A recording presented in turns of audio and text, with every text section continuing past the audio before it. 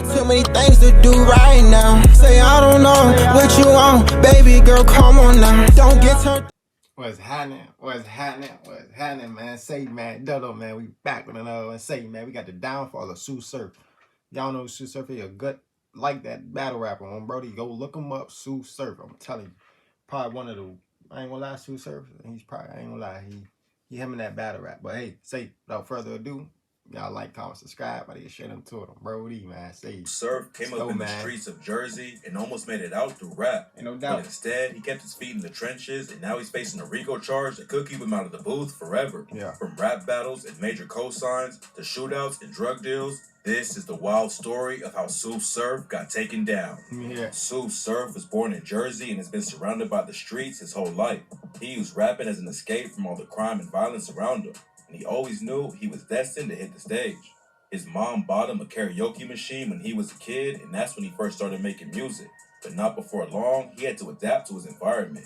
He allegedly started repping a Rolling 60s Crip set called Silverback Gorillas. Yeah. And at 18, he caught his first charge for gun possession. Sue Surf spent a year in jail fighting the case, and that's when some OGs inside convinced him to take rapping more seriously. When he bonded out, Surf got on his music grind and started building a little buzz in the city. But after a year of freedom, he pleaded guilty in the gun case and had to spend a year in prison. A year in jail wasn't great, but it was nothing compared to prison.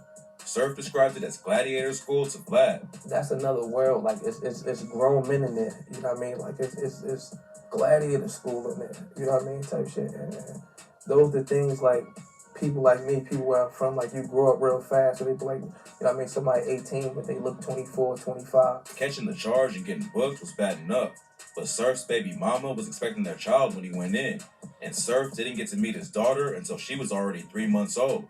Surf came out of prison and knew he needed to switch up how he was moving. He had been rapping his entire life and already had some momentum behind his name. So after serving his time, he came out and went hard in the battle rap scene. He joined the Ultimate Rap League, which is one of the most well-respected rap battle competitions in the world.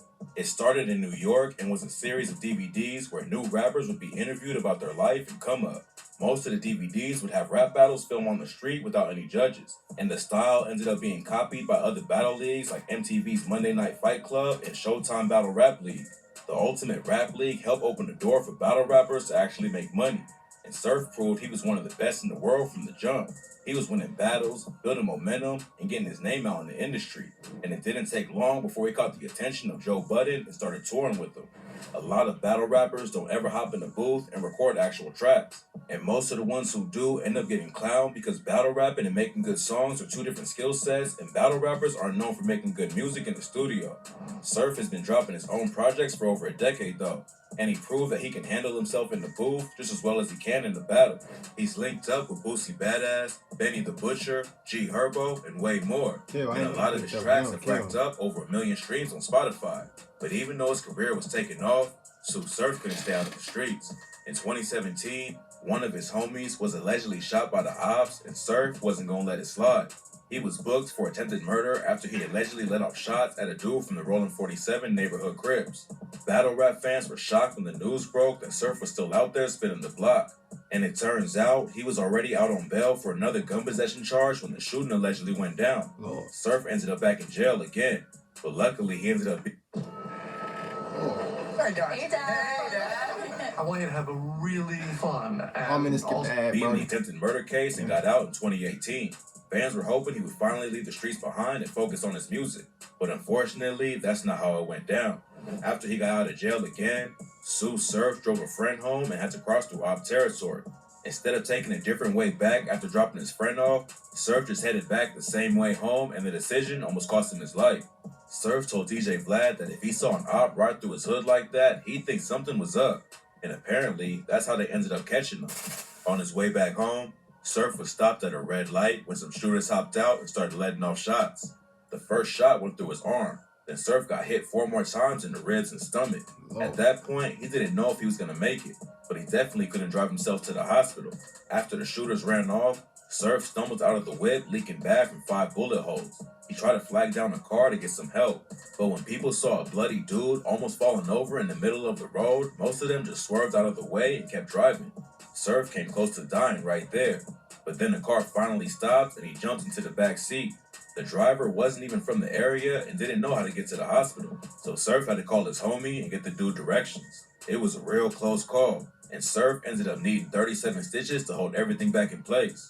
Staying in the streets almost got him killed, but that's not the only consequence Surf has faced from gangbanging. He told DJ Flag getting active put a massive strain on his relationship with his dad, and even today, it's not as good as it could have been if he went down another path. He's lost friends along the way too, plus years of his own life spent behind bars. After he recovered from the shooting, Surf came back into the industry and it looked like he was finally ready to go 100% with the music. He dropped his debut album in 2019 and was running up big numbers. But then that same year, he ended up catching another gun charge. A lot of fans couldn't understand why Surf kept going back to his old ways.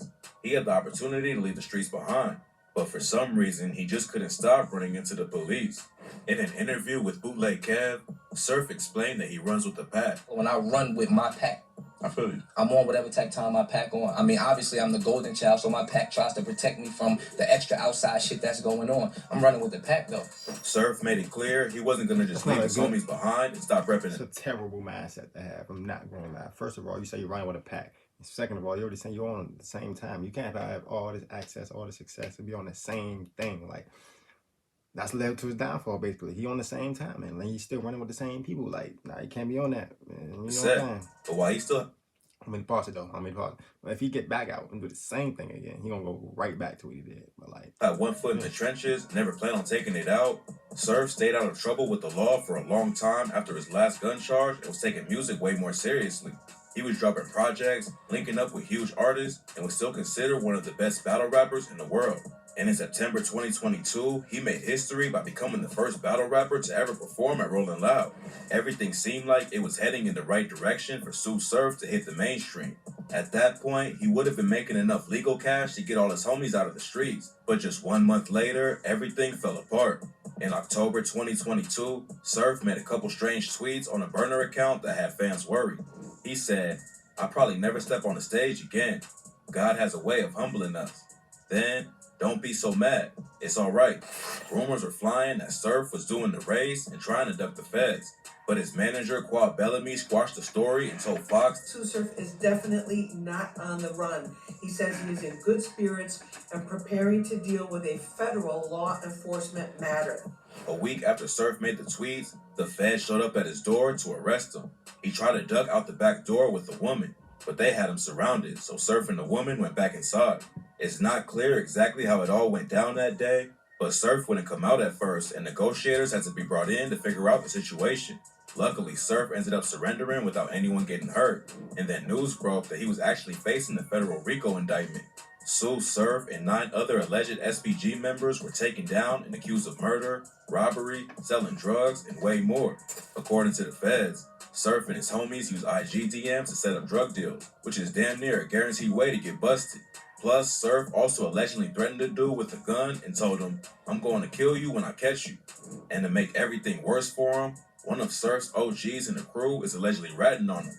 According to Poetic Flacco from No Jumper, yeah, man, you know, like Sue Surf big homie is cooperating, you feel me? Right? So, you know, he has no chance of beating this in my eyes. federal Ricos are already one of the worst things to get wrapped up in.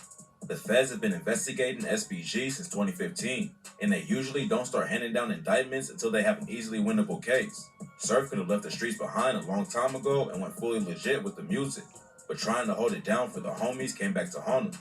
Now his own OGs allegedly snitching, and Surf might never get the chance to rap as a free man again. There's no telling what'll go down once the trial actually starts, so tap in for updates while the story develops. say, I ain't gonna lie, Sue Surf coming home like not too long from now. I ain't gonna lie, he coming home not too long from now. But he need to change. He need to change his mindset and don't go back to what he was doing. No funny. Well, I hope y'all like the video.